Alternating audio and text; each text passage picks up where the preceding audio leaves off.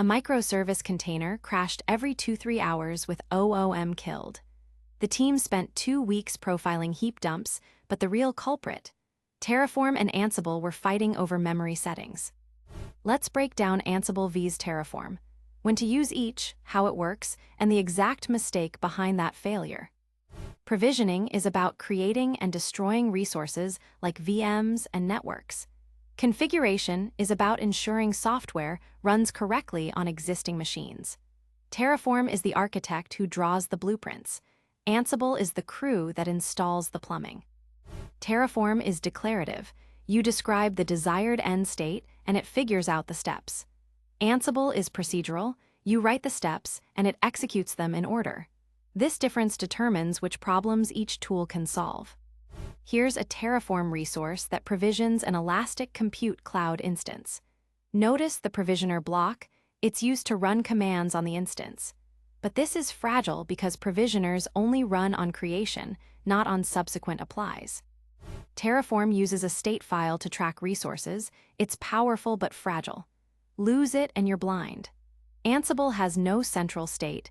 It gathers facts from the target machine on every run, making it stateless and resilient. Always store Terraform state in a remote backend with locking. This configuration uses Simple Storage Service for storage and DynamoDB for locking, ensuring only one person applies changes at a time.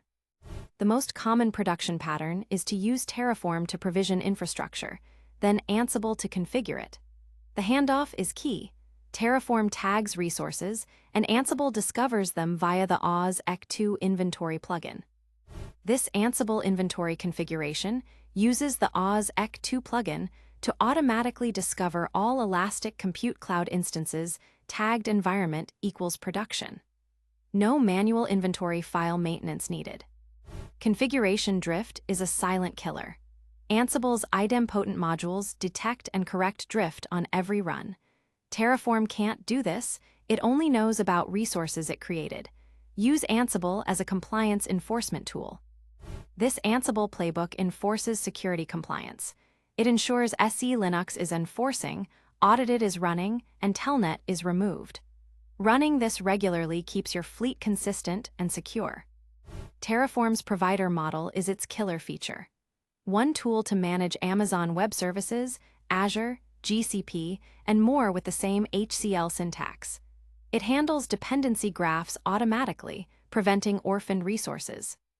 Here's a Terraform configuration that provisions resources across Amazon Web Services and Azure in the same config. Terraform handles the dependency graph automatically. No need to wait for virtual private cloud creation before creating subnets. There are scenarios where neither tool is a good fit. Database schema migrations need dedicated tools like Flyway. Application deployment should use a CI/CD pipeline. Don't force Terraform or Ansible where they don't belong. Ansible's default forks equals 5 will kill performance at scale.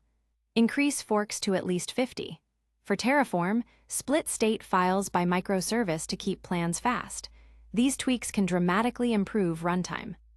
This Ansible, CFG increases forks to 50, sets fact gathering to explicit only, and enables pipelining to reduce SSH operations. These changes can cut playbook runtime by 70%. Both tools need credentials. Never hardcode them.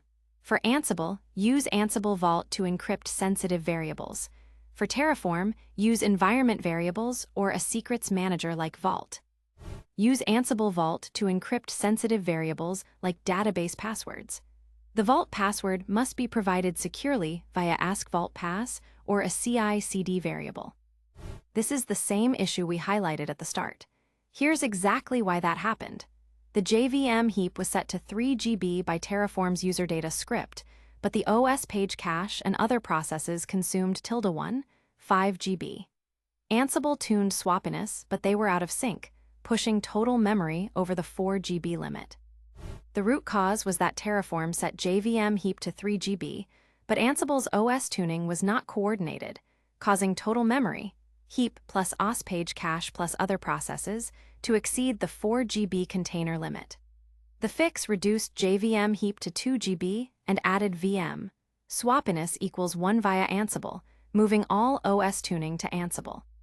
The fix was to set the JVM heap to 2 GB and add VM, swappiness equals 1 via Ansible. All OS-level tuning moved to Ansible, while Terraform only handles infrastructure. This ensured one tool manages the entire stack from OS to app. When memory boundaries are tight, ensure one tool manages the entire stack from OS to app. Don't split responsibility across tools without a clear handoff contract. Terraform provisioners are not idempotent. They run only on resource creation, not on every apply. If you need to ensure Nginx is installed and running, use Ansible instead. Storing Terraform, TF state in a Git repo is a disaster waiting to happen. Merge conflicts, accidental commits, force pushes, all will corrupt your state. Use a remote backend with locking. Never commit secrets to a Git repo. If you do, assume they're compromised immediately. Use environment variables or a secrets manager instead. In 2023, HashiCorp changed Terraform's license from MPL2 to BSL Business Source License, restricting commercial use. This led to the OpenTofu fork, now part of the Linux Foundation. In 2025, IBM acquired HashiCorp. Existing Terraform usage is unaffected, but new projects should evaluate OpenTofu as the open-source alternative. Ansible Apache 2 licensed is unaffected. For large fleets, 500+ servers, push-based Ansible with SSH can become a bottleneck. Use Ansible pull with a cron job to have each node pull its configuration from a Git repository, eliminating the central control node bottleneck. When managing multiple environments, dev, staging, prod, use Terraform Workspaces to keep state files separate. This prevents accidental cross-environment changes and reduces state file size. Workspaces are a lightweight alternative to separate backend configurations. To diagnose issues, start with basic connectivity checks. Use Ansible ping to verify SSH, Terraform plan to check for drift, and Ansible inventory to ensure dynamic inventory is working. Let's run through some common interview questions. How does Terraform handle dependency resolution? Builds a DAG from resource references. Circular dependencies cause a graph cycle error. When would you choose Ansible over Terraform for multi-cloud? For OS-level configuration across clouds, Terraform for provisioning cloud resources. What happens if you run Ansible against a host not yet ready? Fails with host unreachable. Use waitfor module to poll for SSH. And a few frequently asked questions. Should I use Terraform or Ansible? Use both. Terraform for infra, Ansible for config. Can Ansible replace Terraform? No, Ansible lacks state management for resource lifecycle. Can Terraform replace Ansible?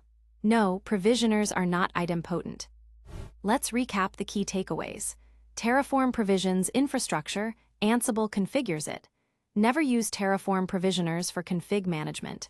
Terraform for cloud APIs, Ansible for OS state. Use remote backend for Terraform state.